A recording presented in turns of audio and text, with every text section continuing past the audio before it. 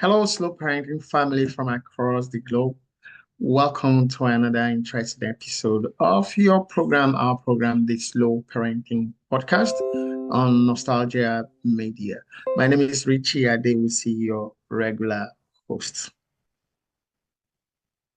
It's still that time of the day, that time of the week, Wednesdays of every week, 2 p.m. Eastern Standard Time, US and Canada, and 7 p.m. West African time, including Nigeria. And today, I want you to just imagine Emmy, a single mother of a 10-year-old boy.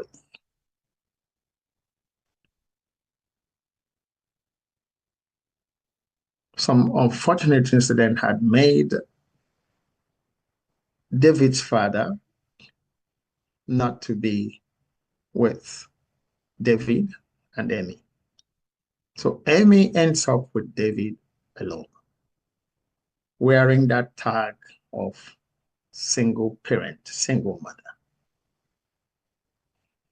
Emmy has tried everything to make David happy. Learn, grow, including getting David a mobile phone, an Android mobile phone. And this phone had become David's companion for play, maybe study. They become inseparable, so much so that David shows little or no interest in doing anything else. And Emmy was not happy about that. Emmy has not hidden her displeasure over David's obsession with that device and the time David has been spending. And oftentimes, Emmy would take away the phone, take away the device, with David not being happy about that happening. But on this fateful day, Emmy takes David's device and the unthinkable happened. David, in a rage, upturned furniture, scattered furnishings, broke breakable stuff, with Emmy clinging to air and hope in one corner of the room, watching her son become something she couldn't imagine was possible or were possible for him to be. Does that sound a familiar story to you? There was one boy, one phone, one home. Well, it doesn't matter. Really? Is it really one boy, one phone, one home, one mother or father, as the case might be? It's not. This has become, if you like, a trend globally, actually. It's not localized in any way. Globally in families, even families where both parents are available with their children. That challenge does still exist. Now, having it in an environment where you have a single parent, and in this case, please don't, as you're listening to me, don't take this to mean any gender bias statement or anything like that. No. In this case, is David's mother, the woman that is with David. In this case, it's a mother that has to face this tornado of emotional outburst?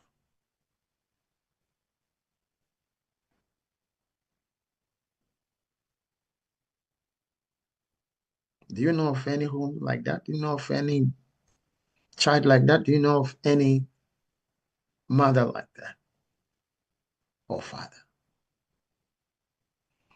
We are focusing on the issue of the single mother today in this program, specifically because, again,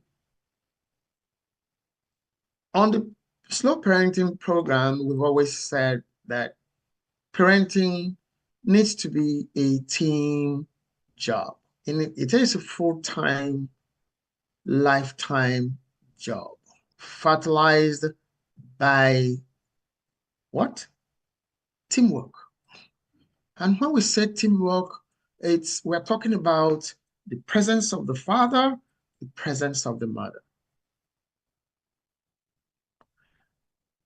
And I need to explain presence here. There are times that it's not physically possible for everyone to be in one place in a family. Yes, there are.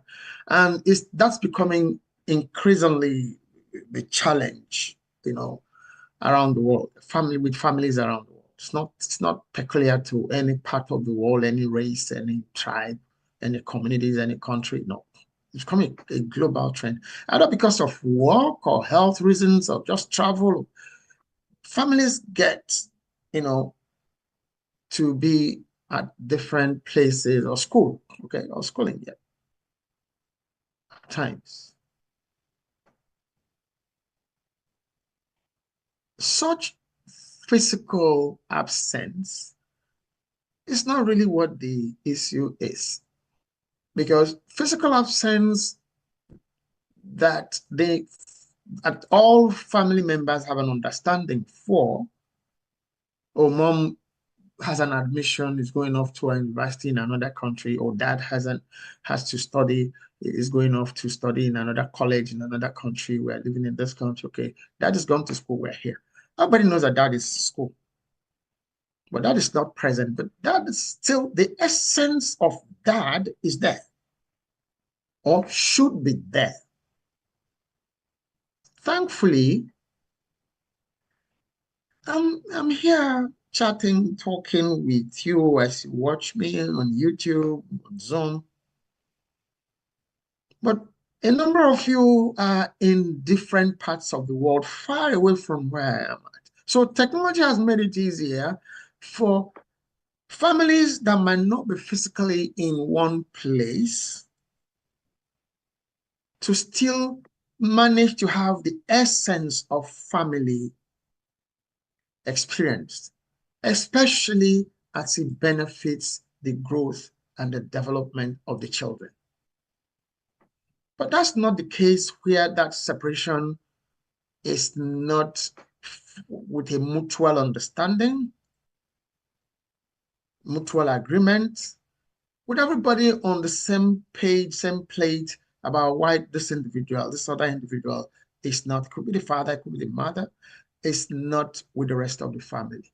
Where families are in agreement about when such things happen, things still go seamlessly. Oh, well, if that were here now, yeah, but then we know that it's not here. Let's get on with this. Everybody understand. But when those separations happen in a criminous way, unfriendly, breaking apart, it's, not on friendly terms or on mutually agreeable terms. In most cases, the children suffer the most, especially during and around their formative years, up to maybe like age 8. And when they are beyond age 8, they begin to express, have minds of their own, begin to do. By the time they get to 10, certain things have become clearer to, well, seemingly clearer to them, they will think, and they will begin to express things in ways that we might not have thought were possible. They are watching you. They're watching their friends out there. They're listening to stories. And then if you, in your good natured uh, parenting role, oh, my baby is now grown. He or she needs a phone. If you're not in that good nature, you now want to get the baby, right? Okay. You want to get the baby a device, a phone with tablets, laptop, whatever. That baby now has a companion, now has virtual instructors that are teaching that child faster than you could ever do. So you are replaced, but you are there. So understanding that tantrum, when you now take the device away to say, hey, excuse me, I'm still here, I'm your mother. Huh? Okay, give me this. Yeah, you're exercising your right as a parent, but the child still has a right. Okay. So when you say there are challenges that come with single parenting, either you're a male or you're a female, there are challenges that come with single parenting. There are challenges that come for that parent and that child or those children. In the case of David now, there's an absent father. We don't really know the reason for the father being absent, but from what we know, the mother wished the father were around. If the graphics we have, if the videos we have, anything to go by, it's wishing like if the father were here now, this wouldn't be like this. So we're talking here about the fatherhood essence in parenting. Not that the motherhood essence is not important. There will come another program where we'll talk about that. Okay? The father essence stands for authority, stands for discipline, stands for orderliness, That's right. okay? Stands for confidence and stands for correction. It's not as if the mother cannot correct. Now, let me put a caveat here by telling you a story. I was brought up by, or we were brought up mainly, primarily by a single mother. And in this case now, like I said at the top of the program, when there's an absence of one of the parents by reasons beyond the control of the family, now, the role that the parent that is with the children plays is very important in keeping the essence of the other parent relevant in that family, especially with the children. In our own case, the Nigerian Civil War caused a separation between us and our father. If you've been following the Slow Parenting podcast, the Slow Parenting program for the 1 year it's been on, you would have heard me mention this a number of times. So I will not hesitate to say it again here because it becomes important at this point in this particular episode of the program. Our father was Yoruba from the southwestern part of Nigeria. Our mother was Igbo from the southeastern part of Nigeria. We all lived in Port Harcourt, South Nigeria before that civil war. And in the course, before the war became a war, when the crisis started, of course, the people in the southeast were retaliating about the, well, unaliving of some of their people in the north, from in the northern parts and southwestern parts of Nigeria.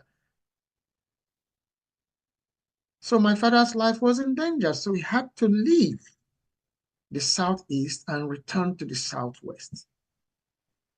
So in the course of that civil war, we were with her mother and she brought us up. And that's when I say we're brought up by a single mother. That's so I said I'll put a caveat by telling you the story. But then here is the catch here now. Our mother never one day said any negative stuff about her father. It was always like, wow, if your dad was here now, this wouldn't be happening. So we look forward to seeing, meeting our father. At some point, we look forward, we missed him. There was not like you're behaving this way, that's how your father. No, I mean, I never did that. So you are a single mother, a single father. What are you saying about your partner to the hearing of your children? What are you saying? What are you presenting to them as the essence of that person who is not with you? Even if you separated on criminal terms, really, that's not this, that's the two of you. That has nothing, that should have nothing to do with your children. They have to grow up with the two essence, personal of those two personalities, the essence of those two personalities, a father figure, a mother figure, even in absentia. I have a book, it's called Co-Parent, Effective Co-Parenting. It's not out yet. Maybe in a couple of months, we'll have it available online. It's ready, it's been ready since last year, but I just didn't think it was time to release it. Okay, so now as if to reward her mother and all the nice things she had been saying to us about her father. If you were here now, this wouldn't happen this way, that wouldn't happen that way. That civil war in Nigeria ended in quote, and I'm saying quote, ended. That end is in quote because that war has not ended in Nigeria till today. Yes, I stand to be corrected. And the person that will correct me will try hard. I've written a book about that civil war. It's called Biafra, Lest We Forget, which is the reason why so many other things had happened with me. But that war has not ended. Every day, things remind everyone that there's still an onslaught against the people of the Southeast by the rest of the people of Nigeria. Okay? But let's go back. Let's leave that. That's for the politicians now. I'm social critic, I'm a parenting coach. So let's leave politics and all of that out of this now. But as soon as that war was declared ended in quotes in 1970, within 3 months of that cessation, well, of open hostility, shootings, and all of that, our father drove. I'll never forget the number of that car or the brand of that car, or I would never forget it. Our father traveled with the driver, all the way from Lagos down to Aba in the southeast. So much danger, so much. It was a Volkswagen car. The number was LV860. I can't forget it.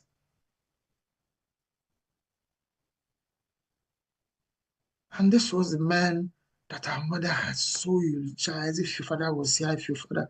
And then, well, the rest they say is history. Imagine if our mother had gone like, well, your father, he has abandoned you. Well, the, you know,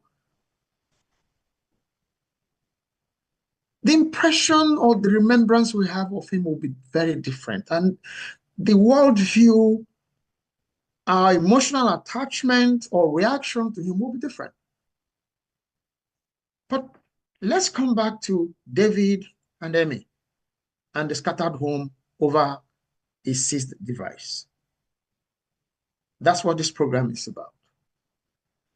And then there's no father. We have a contribution from a community member. Let's see what it is. Just a moment.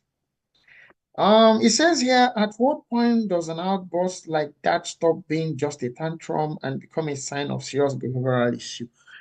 At no time, there's no point in time that a tantrum is not a behavioral issue. Okay? By the time it gets to the point of breaking things, scattering things, it's not, that's not even a tantrum anymore. Okay? A child has no business going into a tantrum that grew up within a family where boundaries are discussed, boundaries are followed, and consequences are enforced. Okay? I would also give an example over that. I've just said it. Some people will say, look, what do I do? I'm a woman. Please, a woman doesn't mean that make you sick. You don't have a health condition, like, no. What can I do? I can't teach him anything about a man. Same thing. Being a man don't limit you from, showing your child how to do specific things, by example. If you couldn't, then you were defective on your own from ab initio. Okay? So let's get back to that. Now, I've just said here that we were brought up, okay? I've just said here now that we were brought up by a single mother. Due to circumstances, well, beyond anybody's control, a civil war. Okay? But I have a book, 7.5 Temptations Parents Face, and I told a story there in the chapter on discipline.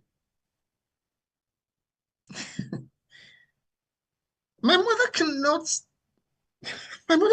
discipline you and you cry. It's not possible. You are dead.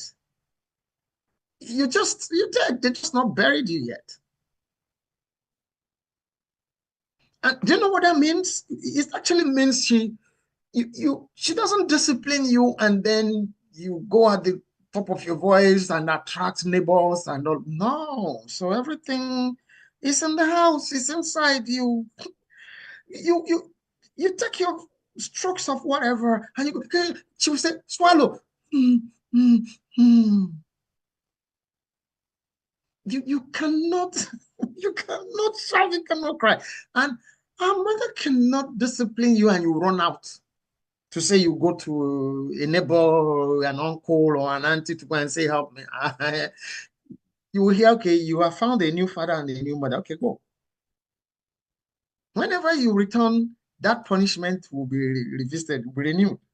So you do yourself a favor. We learned that was boundary, was set. You have done something wrong, and then you know you did something wrong. You will not do something wrong. And then this is a consequence for that something you've done wrong. And so you sit down there and take your punishment or take your medicine as a man and shut up. So where is the tantrum going to come from? Most of these things start with boundaries not being discussed, not being set, not being agreed on, and then consequences not being also discussed and enforced at very early ages. You have a baby, a toddler, who you take a toy from and you go, well, you say, okay, give him or her, let her just shut up, let her just leave us. No. That will become a habit. It will develop into that issue of messing up, breaking things up to get attention, to get his or her way. Okay? Now, it's not because the question is at what stage does tantrum become serious behavioral? That issue of not letting go of the toy when you are not supposed to be playing with is already a behavioral challenge. You must know when to do specific things, and you must know the consequence of not adhering to those agreed timelines or timetables or schedules. And of course, one of the consequences will be like, if you don't stop playing with your toys by so time, either meal time or time you're going to go to bed, it will be taken away from you. You already know. So if it's taken away from you and you now start misbehaving, of course, something else happens. So from that very early age, you already know that this is not a place for me to misbehave in. But then some parents miss it when they're like, okay, so that we just have peace. Oh yeah, take. No, you are building a time bomb. You're building a time bomb. You shouldn't do that. That's a Yoruba saying. You guys know me. You go and ask AI when I finish, but I will help you. After saying the adage in Yoruba, I will help you to try to translate it in English, okay? So don't worry for today. No AI. All right. Wọ́n ní ẹkún pọmọ.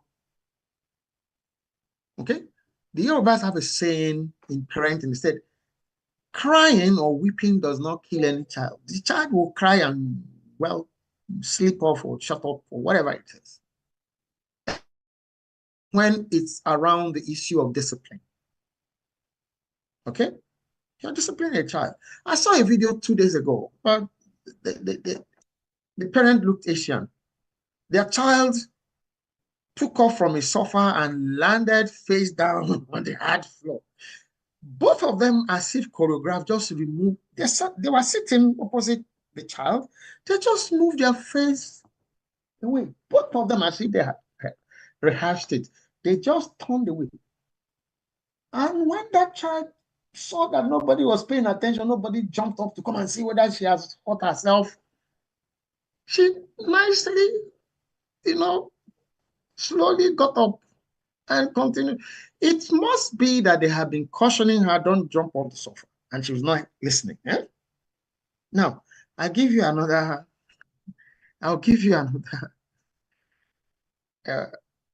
saying, this time from the Igbo people.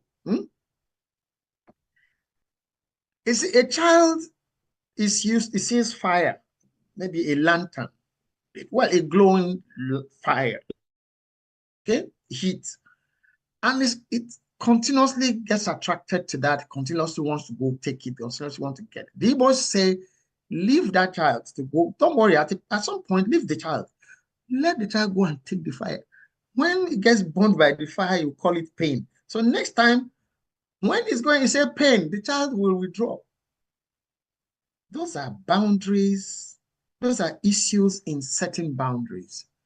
So the issue of psychological problems or challenges would have developed much, much longer, earlier, through things you might think are inconsequential. And the child, by the way, children test parents to see what they're going to do, especially at very young ages. They test you to see how you're going to react to certain things. And if you fall for it, they put it in their data bank of, yes, I've won. So next time when I won this is what I'm going to do, and I'll get it. And they will go from one level to the other, before the issue of scattering and breaking things happen. Okay, we're going to take a break now to watch the video that we're talking about. After that video, we will come back. Okay, don't go away. Here.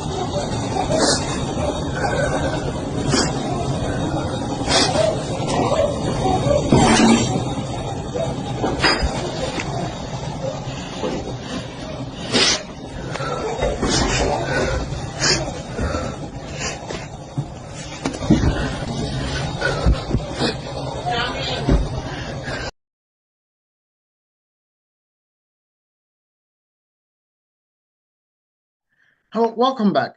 Well, for those of us who are here with me on Zoom, you will not see the video. The video plays live on YouTube. So we always advise guests in the studio in Zoom to also probably have the Zoom channel on so they can, you know. And by the way, if you have your contributions, questions, perspectives, suggestions, just leave them in chats on YouTube.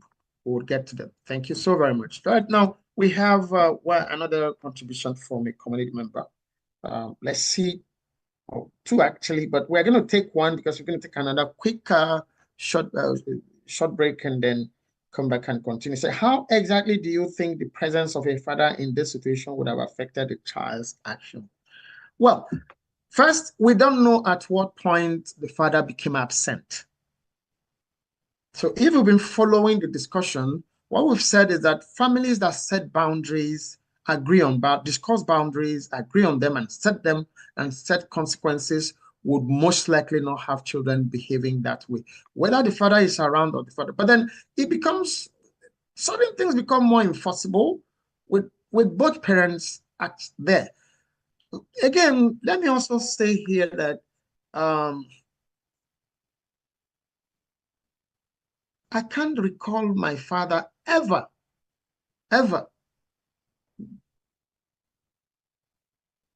touching my head this way, meaning I punish you.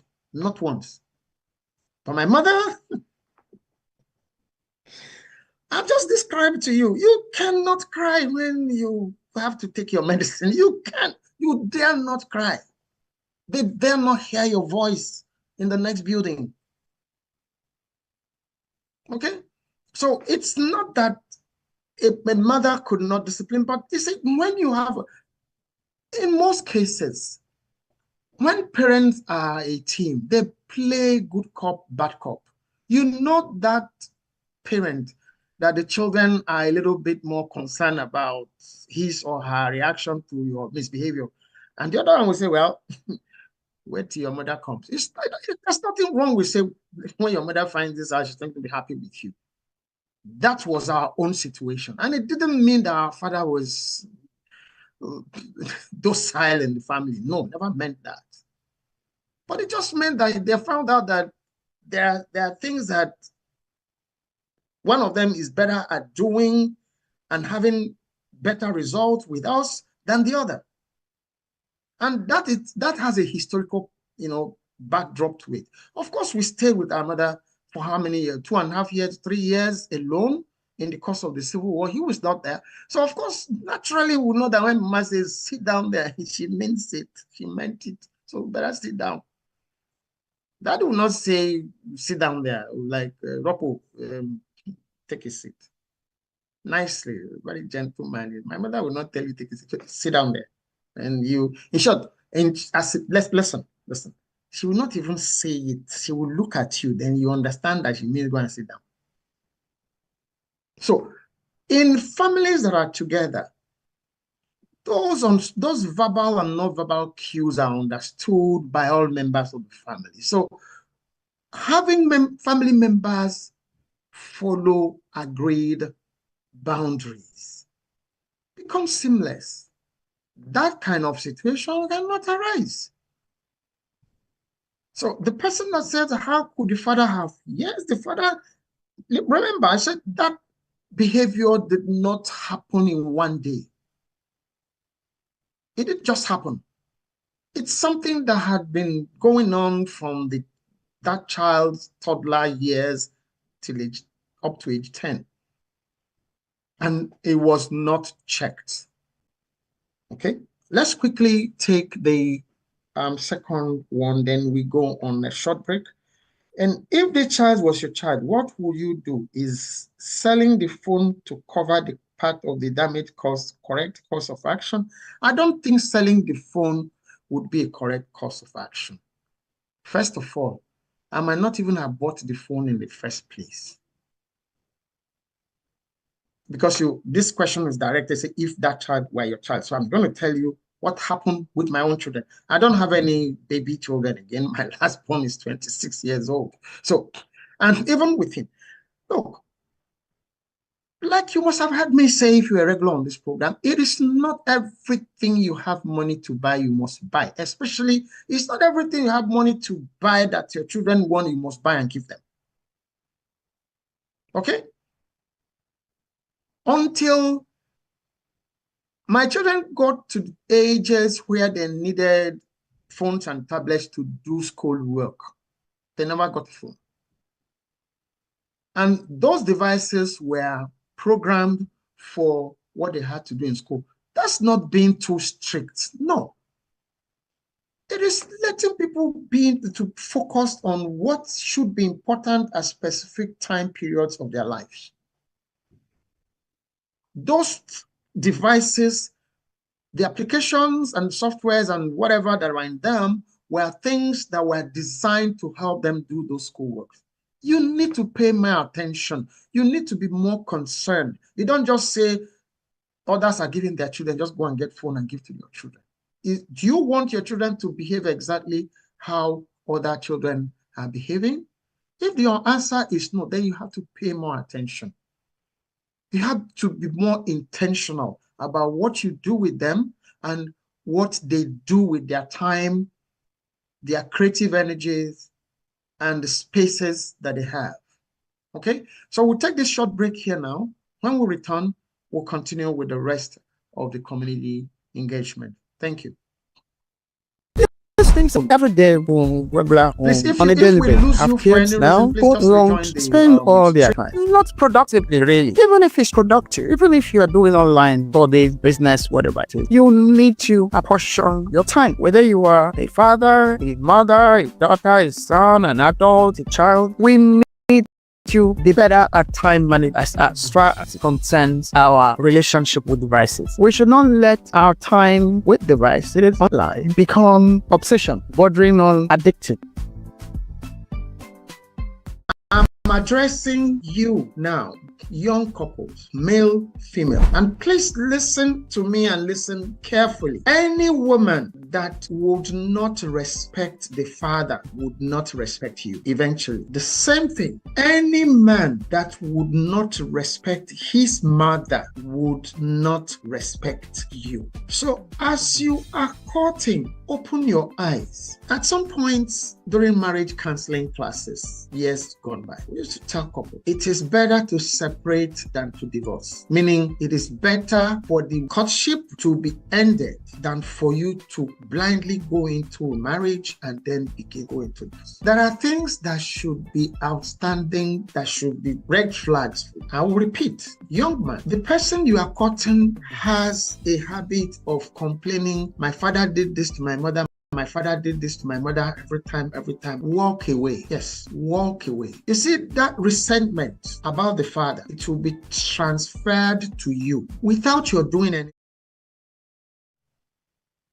What are the solutions? What should we do? Which the last question seemed to lead us into. What would you do if that child were your child? Selling the device, first of all, you've already introduced that child to that device. Okay, so what you should do, what I would do, and what I would counsel you to do is go back to the basics.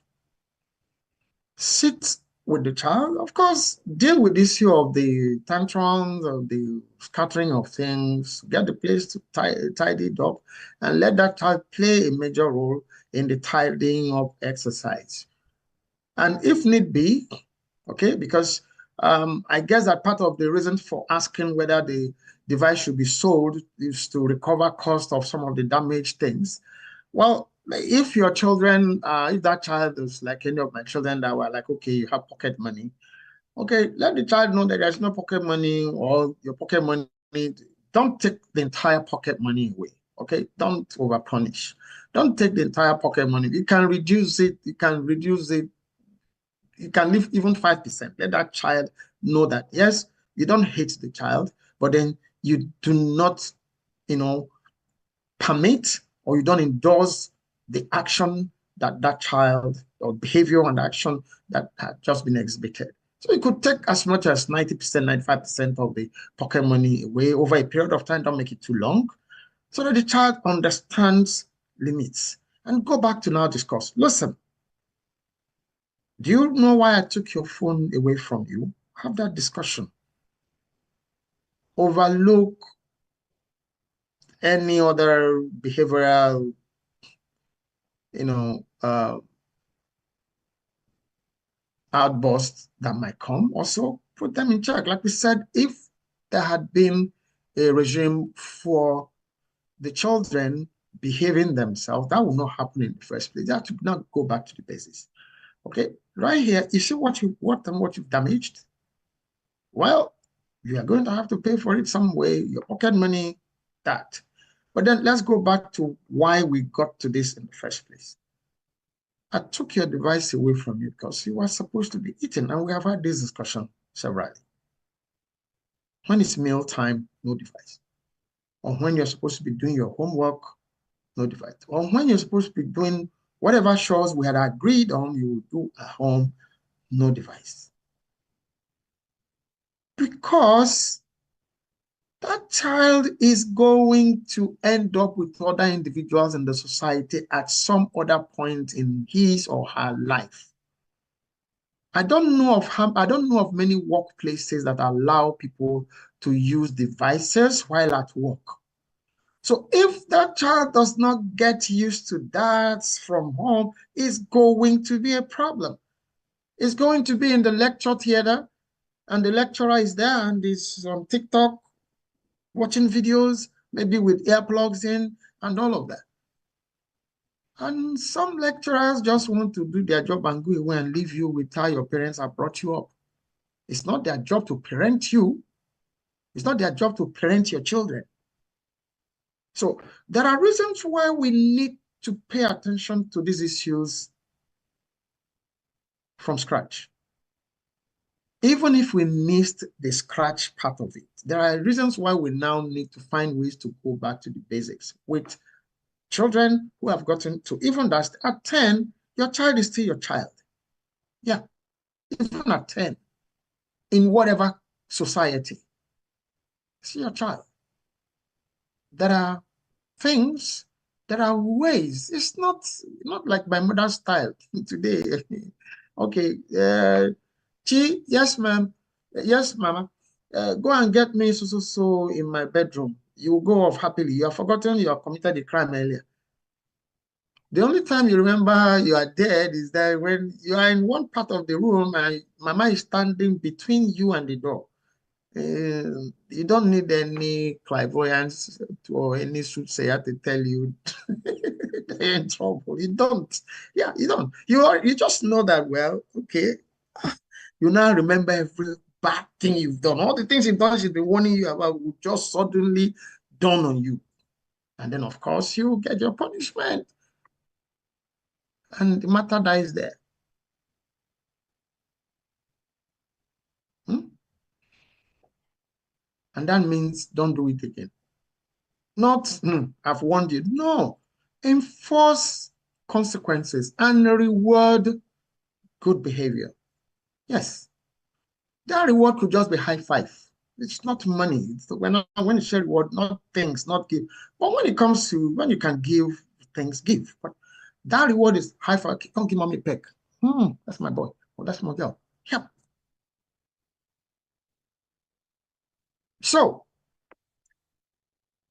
agree on what should happen when that child needs to use the device or when that child should not be using the device. Agree on that. Okay? And these days, there are a lot more tech ways to take devices away. You don't need to take the physical thing. You can install certain applications on your own device that you use to lock down this device. It will not work. And you'll be wondering what is going on.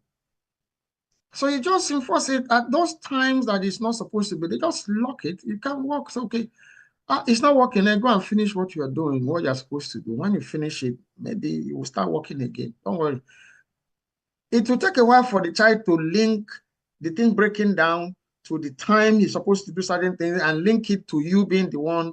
By that time, he was already said, oh, mommy, you see, okay, please, now you help me unlock it. I've finished what you asked me to do. Yep. Okay? You must address it. Please don't address it in anger. Okay? All right? Don't address that situation in anger. Find creative ways to calm down. Some people I know will probably become emotional about. Some people would actually cry. Some mothers will or would cry over it, become emotional. You are human. This should not be happening. Okay, the father should be there. Well, it's not there. You're there. And fathers, this is the stuff. Be there. Be there. Plan to be there.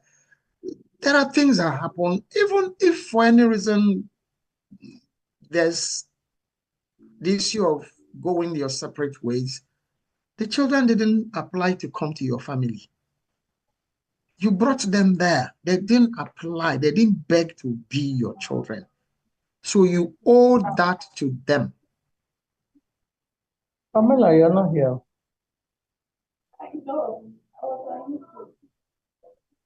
The children did not beg to be members of your family. So you need to put your issues to one side and attend to them and find creative ways of, well, being friends for the sake of the children. And that's the whole essence of that book I just mentioned. I've written about co-parenting. You find creative ways to remain friends while you are, when they are grown, well, you can go and shop for guns and daggers to whatever with yourselves, but let the children have the essence of motherhood, essence of fatherhood as they are growing up, even if you are not in the same place. You are the mother. Don't block your children from talking, relating, or seeing their father. Same thing, if you are the man, their father, don't block your children from calling, talking, relating, visiting their mother. Don't. Okay? That way, you give them, remember, please, in all of this, there's something that is of utmost importance. These children will have their own families one day. These children will have their own relationships one day. How do you want them to handle their relationship issues and their family issues if you do not find a way, even in your own difficulties? There are things that happen and people have to necessarily go their separate ways. But the children should not be used as pawns in those circumstances and situations. Don't do that. You're not helping. You're building a destructive device that would not help society. Okay, we have another contribution here to actually, one says, I think this is a symptom of a child who is really told no. Yes, we've already touched on that at the beginning, that, boundaries were not set for that child from toddlerhood. Said, no, no, keep the toy. No, you can't play with the toy now. And mean it. The child will cry, but mean it. I also shared an example at the top of the program about the girl who was just jumping off the couch. It's likely the parents have been saying, stop doing that. And she didn't listen. And at one jump, she just landed on the hard floor, face down. And both parents just turned simultaneously away. They didn't look at her until she picked herself up and started jumping again as if nothing happened. They returned to her to what they were doing. Okay? The parents also returned to what they were doing. Okay? So Obviously, that child hadn't learned how to say had not been told no, and the people saying no to her meaning it. Whether the father was there or not is not the issue. I have given you the example of myself. My brother brought us up. They are not misbehaved. They are not. Nobody can rescue you from my mother when she's locked on treating your. I don't want to say that word here on this program.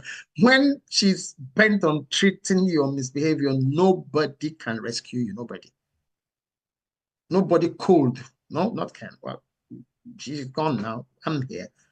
Okay, nobody could rescue you. So let's go to the next question or the next comment or contribution. He said, my son once told me, I can do whatever I want. You can't stop me.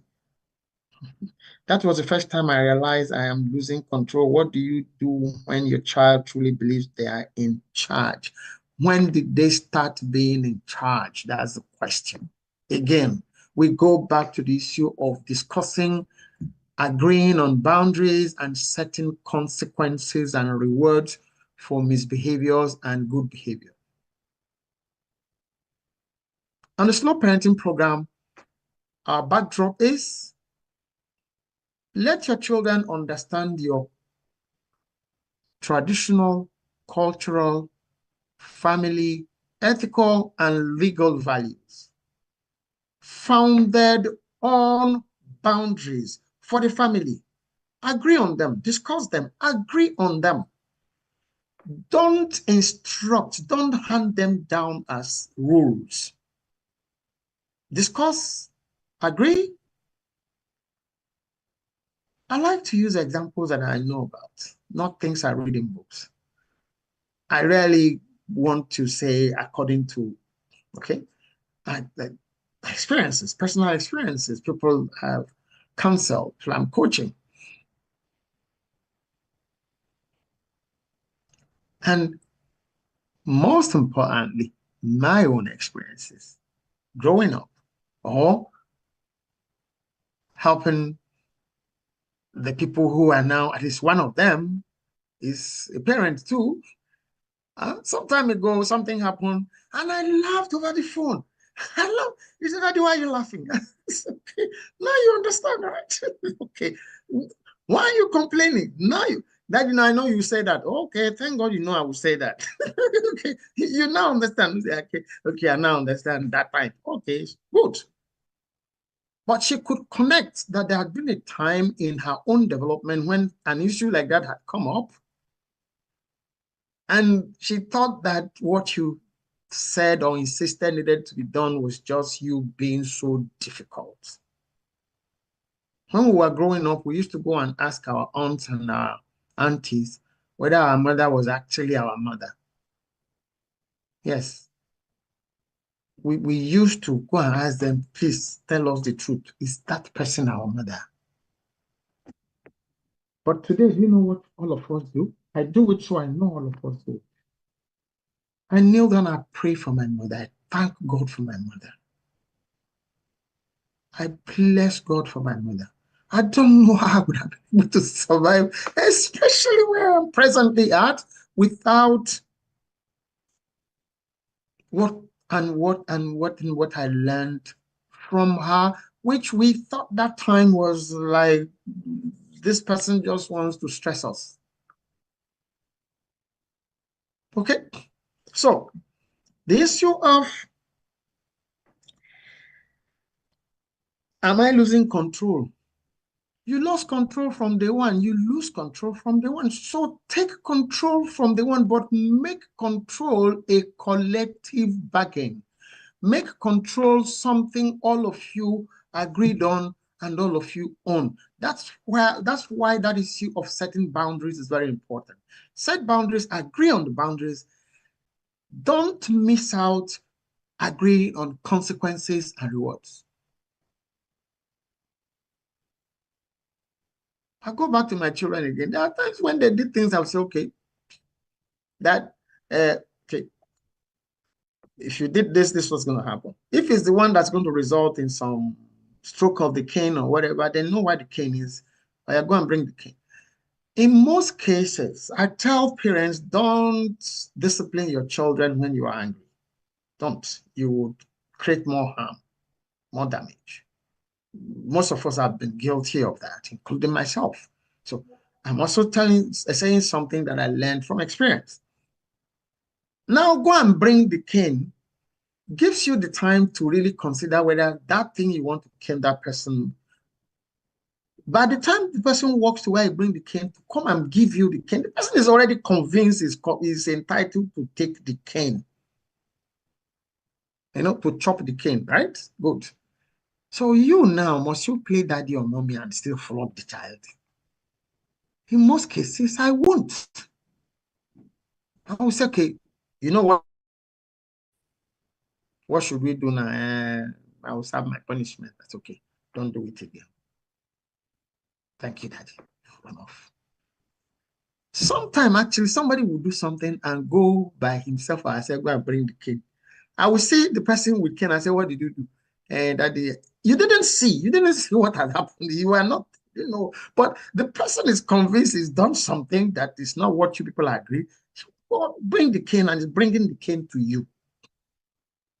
That's when you know you have worked.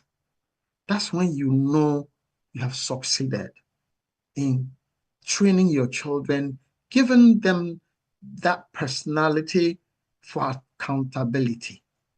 Okay, I think we'll take this as the last one that we'll take here because our time is far gone.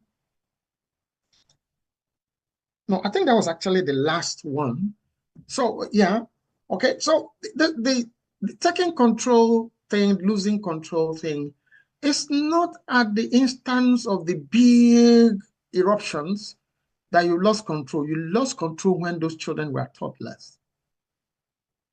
Okay, because like the child psychologists will tell you, children have their personalities formed by the time they are age 8. So that's from 0 to 8. You need to be present. You need to be present with specific life options for that child to get used to and own and practice on their own without you forcing. Because you see, what's most important is what children do when you are not looking.